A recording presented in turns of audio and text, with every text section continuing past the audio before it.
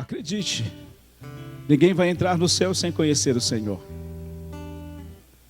As pessoas que vão entrar no céu, ele vai olhar e vai dizer: eu te conheço. Entra, bendito de meu Pai. E alguns ele vai olhar e vai dizer: mas eu não sei quem é você. Quem é você?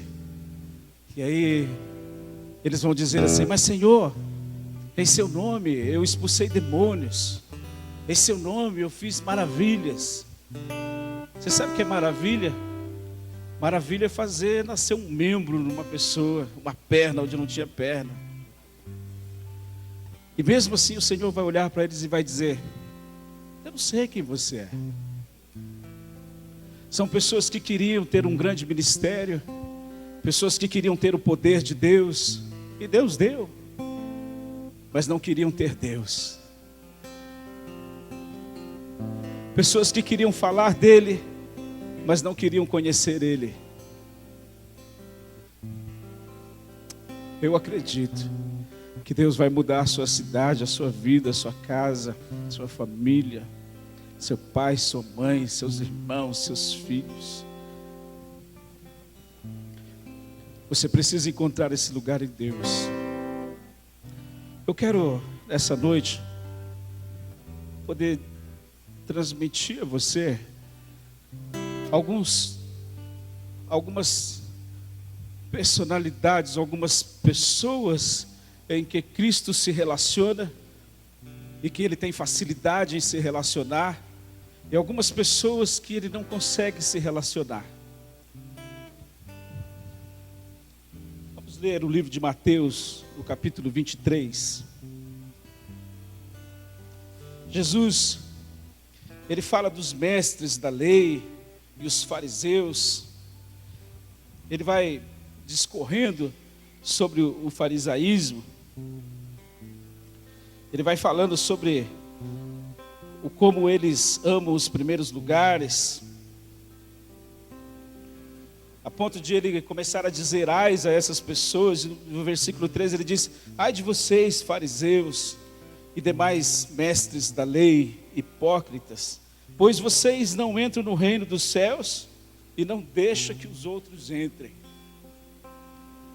Ai de vocês, mestres da lei, fariseus, vocês parecem santos, com todas as suas longas orações públicas nas ruas, enquanto exploram as viúvas as casas delas. Por isso o seu castigo será maior. E ele vai discorrendo e vai falando a respeito desses homens, chama eles de guias cegos, parede branqueada, sepulcro caiado. Mas você precisa entender, depois você pode ler na sua casa o restante de tudo isso. Depois, mais à frente, eu quero ler um outro versículo dentro desse texto. Os fariseus eram santos daquele tempo. Os fariseus eram a igreja daquela época.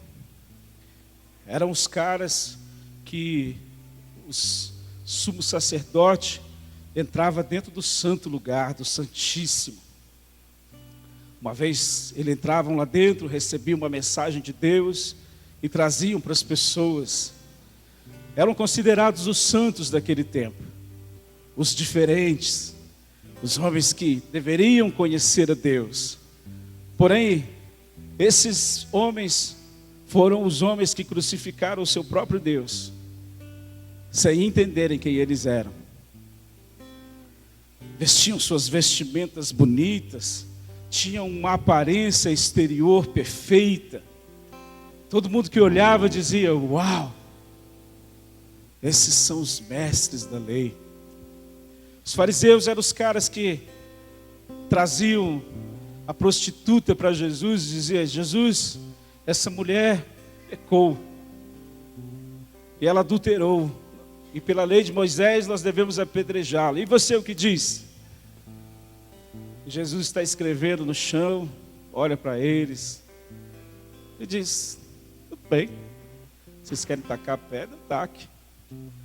E aí ele diz assim: mas quem não tem pecado, que atire a primeira pedra. Algumas pessoas acreditam que ele quis dizer: aquele que não se deitou com ela, que atire a primeira pedra.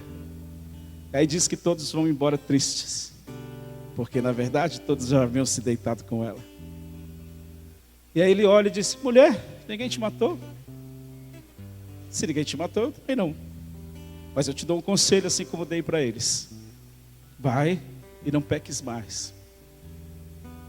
É diferente das nossas religiões de hoje em dia, que nós temos que colocar a pessoa, se ele tocava, ele tem que ficar 1 ano sem tocar, não faça mais isso, não faça aquilo. Não havia nenhum tipo dessas coisas. Ele simplesmente olhou para ela e disse: mulher, vai embora. Simplesmente não peque mais. Não faça mais o que você fazia antes. Os fariseus eram os caras que ficavam ali olhando a vida de Jesus, e Jesus não estava nem aí para esses caras. Jesus não conseguia ter um relacionamento com seu próprio povo. Esses fariseus eram os caras que, quando viam Jesus sendo lavados os seus pés, eles olhavam: se fosse profeta, saberia quem é essa mulher. E Jesus nem aí, porque aqueles caras estavam falando.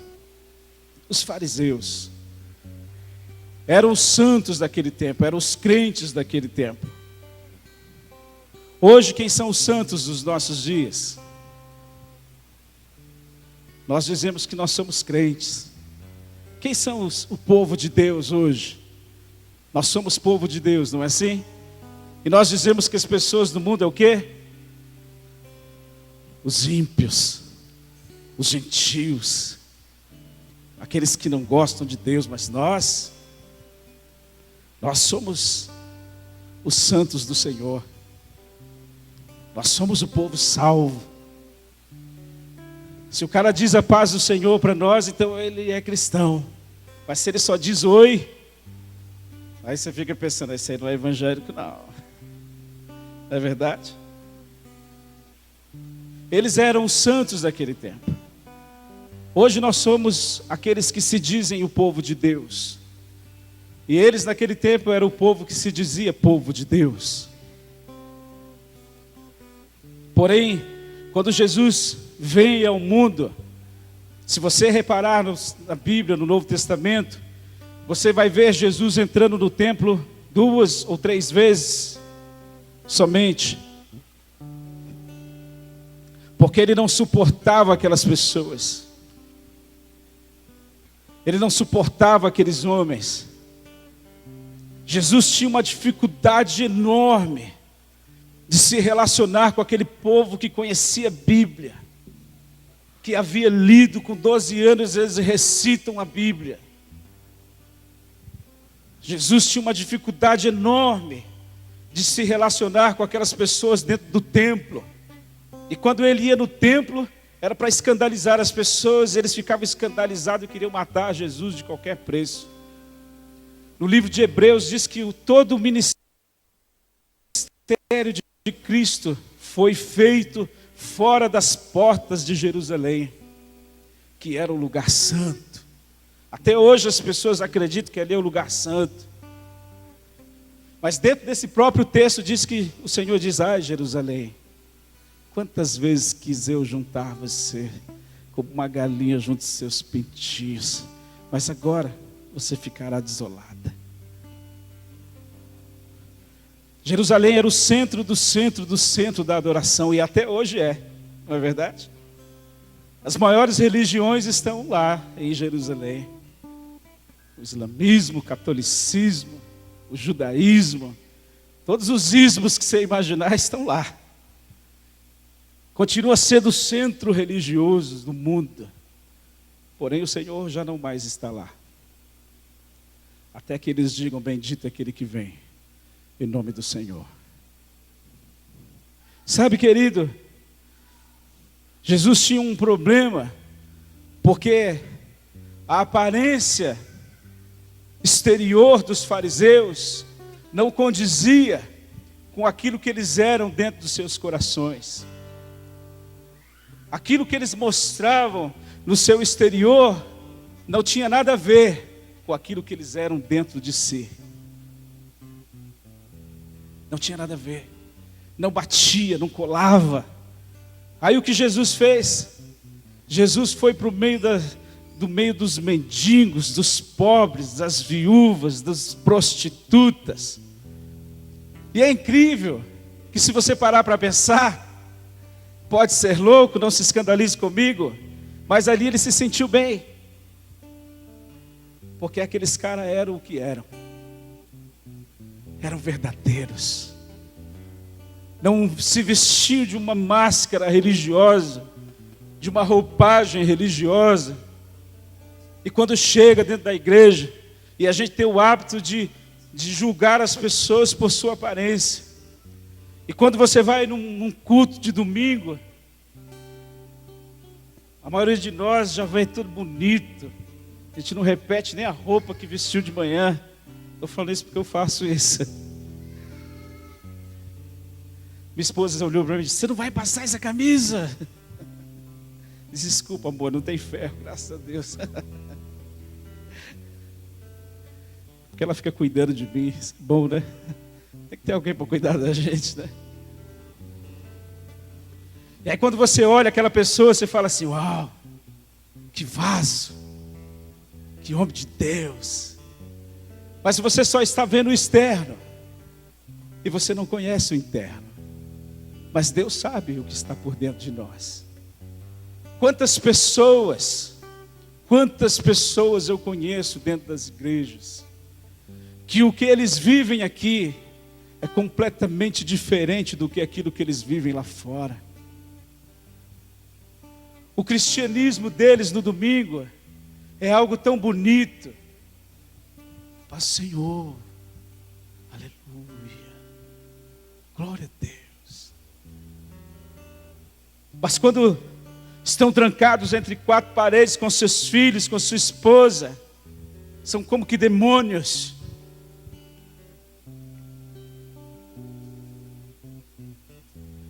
O que eu quero profetizar para vocês, e eu só estou dizendo essas coisas porque o que Deus vai fazer na sua cidade é algo santo.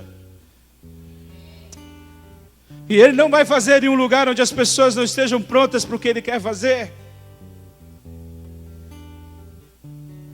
Aquilo que você demonstra ser por fora, você tem que ser por dentro. E eu vou ser sincero a você, há muitos cultos que o nosso Senhor não entra. Assim como não entrava naquele tempo, Ele também continua não entrando hoje. Porque as pessoas vivem de aparência, não têm coragem de dizer o que são. Então Jesus tinha um problema. Ele não conseguia se relacionar com aquelas pessoas religiosas. Mas aquelas pessoas que estavam jogadas lá no fundo do poço, Jesus sentia prazer de ficar perto deles e de curá-los. Assim como Davi foi jogado para fora do seu povo e teve que viver na caverna, e dentro da caverna foi onde ele conheceu as piores pessoas, onde ele conheceu bandidos, pessoas que eram doentes, enfermas, devedoras de impostos. Mas lá dentro foi o lugar onde ele encontrou as suas melhores amizades. E os homens mais fiéis de Davi não foram encontrados em Jerusalém, foi encontrado dentro da caverna. Eu quero te dizer, querido, que o Senhor não está nem aí para a nossa aparência exterior. Ele se importa com aquilo que você é por dentro. Ele quer tirar as nossas máscaras. É imprescindível que você faça isso com a sua vida. Que o mesmo santo que você é dentro daqui, desse lugar da igreja, você seja dentro da sua casa. Que a bênção que você é aqui dentro, você seja ainda muito maior para sua esposa e para os seus filhos. O Senhor não consegue se relacionar com hipocrisia. E tudo o que Ele mais deseja de nós essa noite é ter um relacionamento verdadeiro com a gente. Em uma das cartas à igreja de Apocalipse, Jesus disse que, porque não és frio e nem quente, mas morno, eu vou te vomitar da minha boca. Ele não vai vomitar o quente, porque é o cara que quer a Deus de verdade. E nem o frio. O frio é aquele que não quer saber de Deus.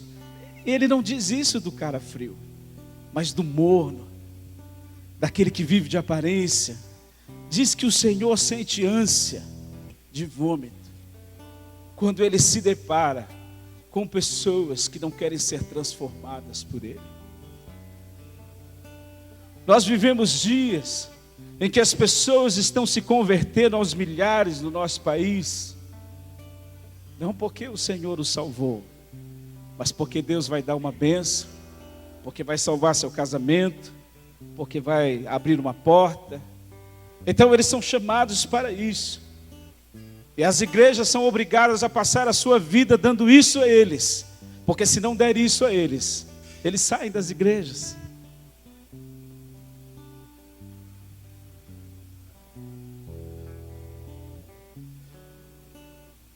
O que Deus quer fazer no nosso meio, no nosso país, é algo tão maravilhoso, é algo tão santo e tão puro. Você já ouviu aquela piada que o pessoal conta? Que o pai sai de sua casa com seus filhos, sua esposa, e eles quebram o pau, brigam, discutem, é aquela agonia. E aí, quando eles chegam na igreja, o pai se transforma. E aí a paz do Senhor, irmão. Aleluia. Como vai você? Está bem, querida, querido? E aí diz que quando ele vai embora, o filho olha para ele e diz assim: pai, vamos nos mudar para a igreja, porque aqui o Senhor é uma bênção. Não é horrível? Não é a coisa mais triste desse mundo? É você ter que viver de aparência. É você ter que mostrar uma santidade, uma coisa que não existe. E parece que isso dentro das igrejas hoje em dia, e principalmente porque a gente vive num mundo onde a aparência estética é mais importante do que o interno. E Paulo diz que nossos dias serão dias tão difíceis que os homens serão amantes de si mesmos. Ou se você faz halteres aí, não é com você. Pode continuar fazendo. Mas hoje é uma cultura de aparência.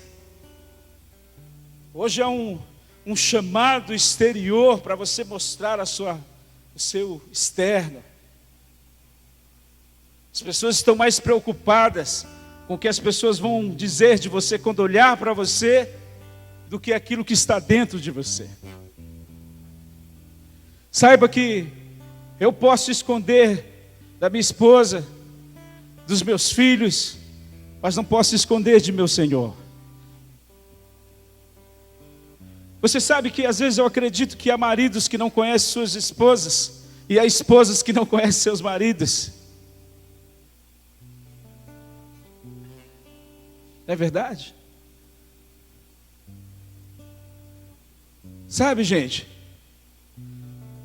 Às vezes, eu estava conversando com o Eduardo, ele tem uma empresa aqui, e ele disse que, e é uma verdade, lá onde nós trabalhamos em São Paulo, há uma cultura agora de não se empregar mais evangélicos, porque é impressionante como dão dor de cabeça.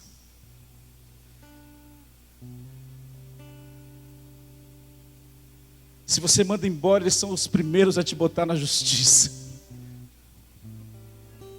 Alguns amigos meus, outro dia eu estava conversando com um amigo cristão, ele tem uma empresa razoavelmente grande e boa.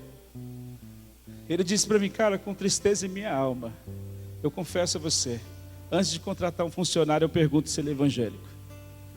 Se for evangélico, eu não quero. E aí, querido, quando o cara chega no culto dentro da igreja, ele levanta a sua mão e diz: ó Senhor, eu te amo, aleluia, louvado seja.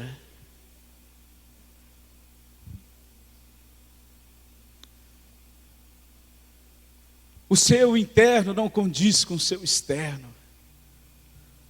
Há uma diferença grotesca entre uma coisa e outra. Querido, nessa noite, é uma noite muito especial para mim e para você, onde Deus vai derramar clareza em seus olhos, onde Ele vai tirar as escamas dos nossos olhos, para a gente enxergar quem a gente é de verdade. Para você ter a capacidade de olhar para você, entrar dentro do seu quarto, fechar a porta e dizer: Deus, eu sou um miserável. Me ajuda. Olha, querido, se você der ouvidos ao que o Senhor está falando com você nessa noite, e eu estou falando com você porque amo você. Você não faz ideia do que é quando o Senhor visita um lugar que Ele ama estar, onde Ele sente prazer de estar, onde Ele se assenta e come com você. Eis que estou à porta e bato. Se você abrir a porta, eu entro e vou cear com você, vou comer com você.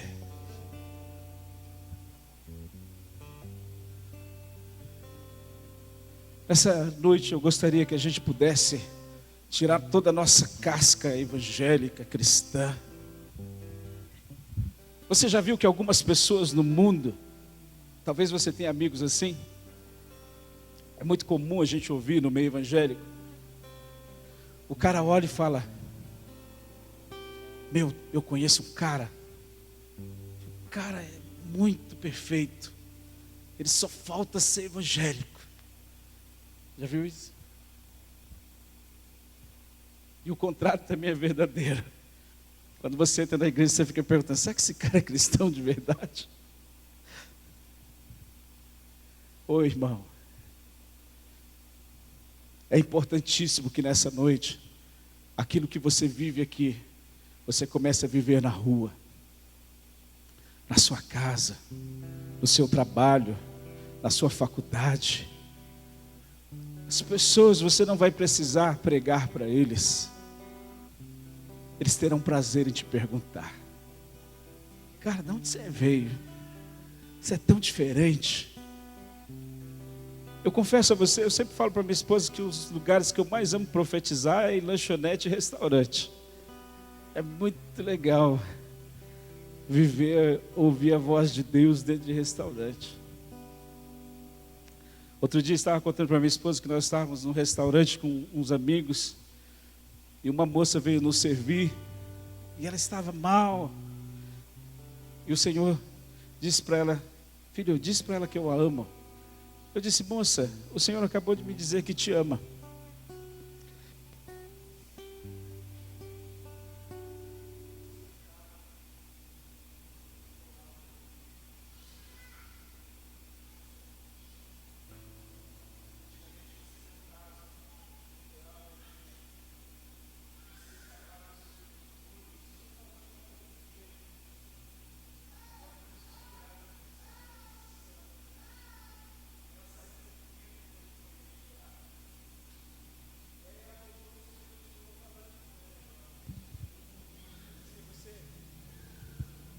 Cantou para mim e hoje você está achando que eu não te amo mais, porque você está fora. Ele disse: eu continuo te amando, do mesmo jeito que eu sempre te amei. Conheço tudo que você fez ou que você deixou de fazer. E ela ficou tão impressionada, porque ela pensava assim: mas eu sou tão pecadora, Deus não me ama mais. Eu achei muito interessante. Ô querido, a gente não precisaria chamar as pessoas aqui para ouvir falar de Deus. Eles deveriam ver em nossa própria vida. Sabe o que a Bíblia diz? Que nós somos como que cartas vivas. Nós somos a Bíblia dos últimos dias. Você é o Novo Testamento de Deus dos últimos dias. Você é uma carta viva escrita não com tinta, mas com sangue. As pessoas deveriam bater o olho em você e dizer: uau, eu quero esse Deus. Eles deveriam ler o Evangelho na gente.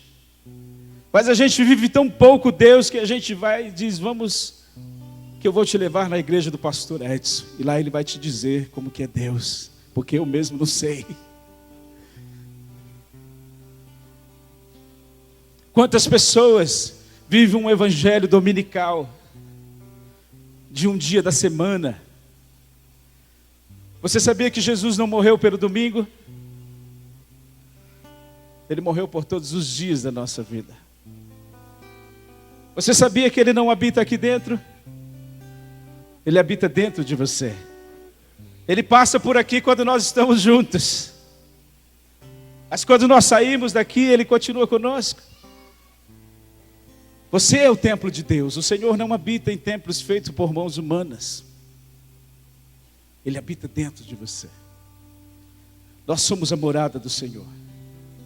E eu profetizo sobre a sua vida que tem vindo tempo e vem vindo época em que você terá que viver a Cristo na sua rua, na sua casa. Sabe que às vezes eu fico pensando, se de repente viesse uma lei no nosso país e eles mandassem fechar todas as igrejas, o que você faria?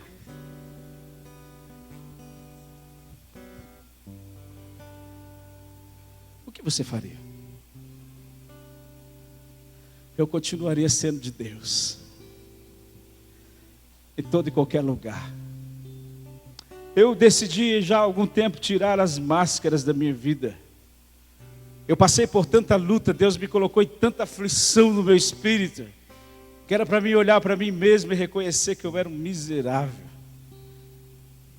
Que eu falava dele, mas não sabia quem era ele. Falar dele e saber quem ele é são coisas completamente diferentes uma das outras. Que eu não tenho mais vergonha de tirar a máscara. Eu sou o que sou e acabou. Não fico mais vestido de aparência cristã evangélica para que as pessoas olhem para mim e digam: uau, você é um cara de Deus. Mais uma vez eu te digo, o Senhor tinha dificuldade em se relacionar com o religioso, mas uma facilidade para se relacionar com aquele que era sincero. Era o que era. Pecador, prostituta, bandido, ladrão, assaltante, Zaqueu, seja lá quem fosse, ele se relacionava. Sabe, nesse texto, diz que o Senhor olha para eles e diz assim: ô Jerusalém, quantas vezes quis eu juntar vocês debaixo das minhas asas e vocês não quiseram. Você sabe o que significa isso? É uma intimidade tão profunda com seu Deus. Sabe, nós somos tão bons em buscar a Deus no coletivo, mas somos péssimos em entrar no quarto e fechar a porta do quarto. De entrar debaixo das suas asas e sentir o conforto de seu Pai. Esse texto está dizendo que ele estava chamando Israel a um relacionamento profundo e íntimo, de cuidado, de estar debaixo das asas, para que o inimigo não pudesse vê-los. Mas eles eram bons no coletivo. Eles eram bons em se relacionar com as pessoas e com Deus, enquanto estavam todos juntos.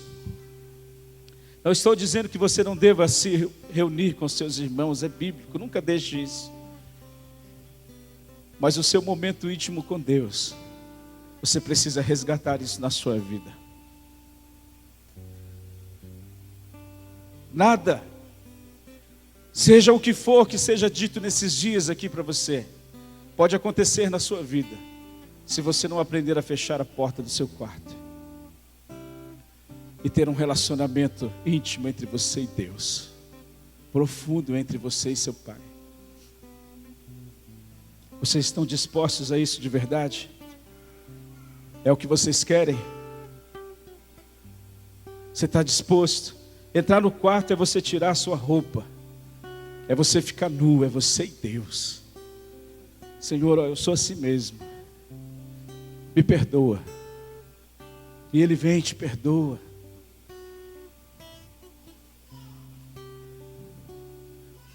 O Senhor está chamando você a entrar debaixo das suas asas, encontrar descanso, deixar Ele cuidar da sua vida de verdade. Para isso, a gente precisa tirar a nossa máscara evangélica. Você não vai entrar no céu porque você faz parte de uma igreja evangélica. Você vai entrar lá porque você conhece o seu Senhor de verdade. E você tem intimidade com Ele. Amém?